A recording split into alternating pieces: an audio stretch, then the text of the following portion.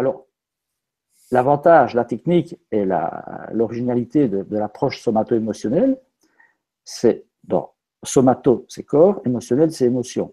Donc, on ne fait pas de la psychanalyse ou de la psychoanalyse, on fait un travail par le corps qui agit sur les émotions. Et alors, l'avantage, justement, et ce qui a poussé mon intérêt à développer cette technique, c'est que les émotions nous guident. Nos hormones nous guident et nos émotions nous guident notre vie, dirigent notre vie. Et à partir du moment où on peut gérer ses émotions, il est certain qu'on va pouvoir mieux gérer sa vie. Donc, moi, au départ, j'ai fait les études de kinésithérapie et j'ai, dans mes études de kinésithérapie, développé plutôt l'aspect je me suis surtout spécialisé dans la kinésithérapie respiratoire. Et là, je me suis fort intéressé effectivement à la respiration. La respiration, pourquoi? Parce qu'en mon sens, la respiration, c'est la vie et c'est hyper important de se baser sur la respiration, puisque la respiration, c'est déjà une façon de détecter ou de gérer les émotions. D'ailleurs, c'est comme ça d'ailleurs qu'on peut apprendre à mieux gérer ses émotions, c'est en apprenant à mieux gérer sa respiration.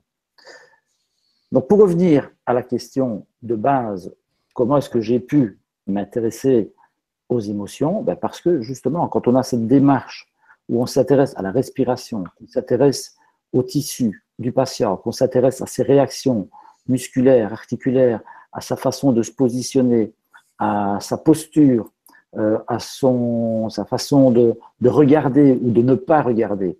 Déjà, sa façon de marcher. Quand les patients viennent chez moi, ils vont dans la salle d'attente, il y a un long couloir. Quand ils y vont et quand ils en reviennent pour venir dans mon cabinet, déjà, je peux observer leur façon de marcher, la démarche, la façon de poser le pied, etc. Tout ça, c'est de l'observation, mais qui, justement, va permettre déjà de poser une forme de diagnostic dans le comportement du patient et dans sa façon de fonctionner, tout simplement. Donc, en plus, et je pense que ça a été le déclic, dans mes études d'ostéopathie, j'ai eu la chance d'assister à un séminaire qui était donné par un ostéopathe français, qui était un élève d'Upledger, John Upledger, qui est un ostéopathe américain, qui a créé une méthode de libération émotionnelle. Et ça m'a encore plus ouvert vers justement toute la dynamique émotionnelle du patient.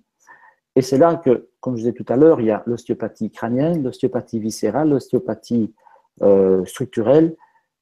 Mais le quatrième volet qui me semble indispensable, c'est quand même la partie émotionnelle. On ne peut pas entrer dans une dimension complète de son patient si on ne va pas aborder ou étudier ce volet émotionnel. Je pense que ça fait partie des quatre